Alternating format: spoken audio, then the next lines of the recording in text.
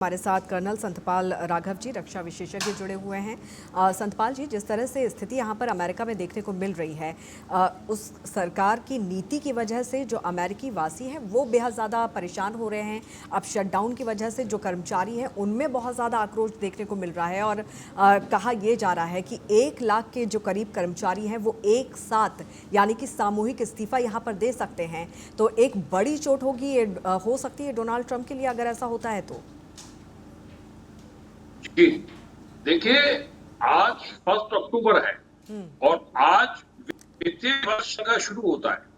जो आज ट्रंप साहब के जो हालात हैं, जैसे मास रेजिग्नेशन और गवर्नमेंट को जो बजट पास नहीं किया, तो उस पर बहुत ही बड़ा प्रभाव पड़ेगा।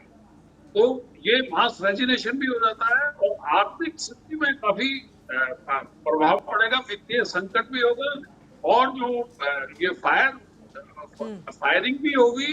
जो लोग निकलेंगे वहां से जो है जॉब में बहुत ही बेरोजगार फैल जाएगा और स्थिति बड़ी भयानक हो जाएगी। और जो अगर ये आज नहीं किया इन्होंने, इसको पास नहीं किया, तो ये बड़ा एक संकट हो जाएगा, वित्तीय संकट हो जाएगा। और इसमें पासपोर्ट और जितने गवर्नमेंट डिपार्टमेंट्स हैं, म्यूजियम, उद्योग वगैरह, सब पे इसका व्यापी प्रभाव पड़ेगा। That is number 1। और रक्षा के विषय में भी जो दूसरे सैनिक हैं जो सैनिकों को सपोर्ट करते हैं, सपोर्ट स्टाफ, शायद वो भी जो है इससे निकल जाएंगे। रक्षा कर्मचारी या जो सैनिक तो नहीं प्रभाव पड़ेगा, लेकिन उन पे जरूर प्रभाव पड़ेगा। ये एक बहुत ही बड़ा इम्पैक्ट अमेरिका में डालेगा, जो कि बड़ा एक शटडाउन जैसा, इकोनॉमिकल शटडाउन जैसा हो जाएगा। जी, ऐसे में क्या भारत के लिहाज से भी देखें तो भारत में क्या इसका असर देखने को मिल सकता है, क्योंकि कई सारे भारतीय वहां पर रहते हैं, तो ऐसे में क्या भारत भी इसका छूता रहेगा, ये कहना गलत नहीं होगा? जी देखिए, मैं ब्रॉड व्यू लेता हूं। अगर वहां पे ऐसी स्थिति आती है तो भारत को निवेश करने का मौका मिलेगा। भारत के अंदर जो है भारत की जीडीपी बढ़ेगी। लेकिन ये एक बहुत छोटा विषय है जो वहां पे लोग गए हुए हैं। वो बहुत ही माइक्रो है। अगर मैक्रो लेवल पे अगर वहां ये स्थिति बनती है तो भारत की सर्टनली जो है हमारी अर्थव्यवस्था जो है उस पर बड़ा अच्छा रहेगा, हमें निवेश के मौके मिलेंगे। जो सप्लाई चेन जो है वहां की रुकने से इंडियन मार्केट पे जो है ज्यादा उसको जो है व्यापक जो है हमें इसका फायदा मिलेगा, इनडायरेक्टली हमें फायदा मिलेगा। और जो है लोगों का रुझान जो है इंडिया की तरफ होगा, इन्वेस्टमेंट की तरफ भी होगा। जो फॉरेन जो इन्वेस्टमेंट है वो भी आएगी, जो वहां के प्राइवेट प्लेयर्स हैं वो यहाँ पे इन्वेस्ट करेंगे। और जो दूसरा व्यापार जो आज दूसरे देश जो अमेरिका के साथ व्यापार कर रहे हैं, वो इंडिया के साथ व्यापार करना पसंद करेंगे। जी, अश्विनी जी, अब तक अमेरिका के इतिहास में करीब करीब 20 बार शटडाउन हो चुका है और 3 बार तो डोनाल्ड ट्रंप के कार्यकाल के दौरान ही शटडाउन हुआ है और सबसे लंबा टाइम जो शटडाउन का रहा है वो भी ट्रंप के कार्यकाल में ही रहा है। अब तीसरी बार जब शटडाउन यहाँ पर लग रहा है, ऐसे में जो कई अमेरिकी कंपनियां हैं उनकी सेवाएं, सप्लाई चेन, सब पर इसका असर पड़ेगा। ऐसे में दूसरे देशों को भी क्या इसका असर देखने को मिलेगा, उनकी कंपनियों पर भी क्या इसका नुकसान हो सकता है? कि वो कंपनियां जो कि अमेरिका की सरकारी कंपनियों के साथ या सरकारी एजेंसीज के साथ डील कर रही हैं, उनकी पेमेंट जो है वो स्टॉप होगी। प्राइवेट जो कंपनीज हैं उनके ऊपर कोई असर नहीं है। असर जो है सरकारी जो गवर्नमेंट की एजेंसीज है, जो कि गवर्नमेंट की फंडिंग के साथ चलती हैं और जिसके लिए बजट की जरूरत होती है, उन कंपनियों की जो पेमेंट है वो रुक सकती है, चाहे वो डिफेंस की हो या बाकी कोई भी चीज हो, तो उसके ऊपर असर पड़ता हुआ दिखता है।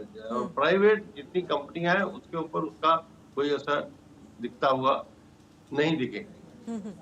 इस बार कहा जा रहा है कर्नल संतपाल जी की करीब करीब 14 अरब डॉलर का नुकसान अमेरिका को उठाना पड़ सकता है इस शटडाउन की वजह से। ऐसे में क्या लगता है कि आने वाले समय में जिस तरह से जो ट्रंप की जो नीतियां हैं, जो उनका कार्य करने का तरीका है, उल्टा दांव पड़ता हुआ नजर आ रहा है ट्रंप के ऊपर, मुश्किलें बढ़ती हुई नजर आ रही हैं डोनाल्ड ट्रंप की?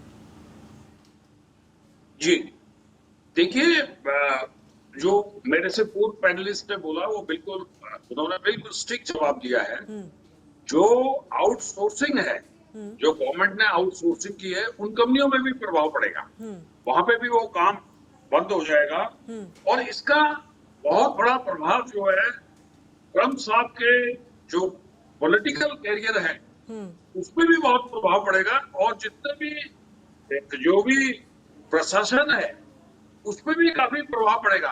और दूसरा, जो देश के अंदर जो है कैश फ्लो, यानी कि जो छोटे लोग हैं जो डे टू डे लाइफ में करते हैं, जो कर्मचारी हैं, उन पे भी इसका काफी प्रभाव पड़ेगा। और इससे ज्यादा प्रभाव जो है गवर्नमेंट एजेंसीज और गवर्नमेंट डिपार्टमेंट में ज्यादा प्रभाव पड़ेगा। और वर्ल्ड के अंदर एक जो विश्वास अमेरिका के ऊपर था और है वो भी खत्म हो जाएगा, और लोग जो है रिस्क लेना नहीं करेंगे इन्वेस्टमेंट करने के लिए। बिकॉज ट्रम्प साहब ने जिस हिसाब से जब ये पावर में आए हैं, ये तारीफ जो लगाए हुए हैं, जो टैरिफ लगाए हुए हैं, वो एक अनसर्टन है। लोगों का विश्वास जो है वो डगमगा चुका है। जी बिल्कुल अश्विनी राणा जी, एक तरफ तो डोनाल्ड ट्रंप जिस तरह से मैंने पहले भी कहा कि अमेरिका फर्स्ट की नीति पर काम करते हुए नजर आ रहे हैं, तो वहीं दूसरी तरफ कई कर्मचारियों की छटनी की बात भी वो करते हुए नजर आए हैं।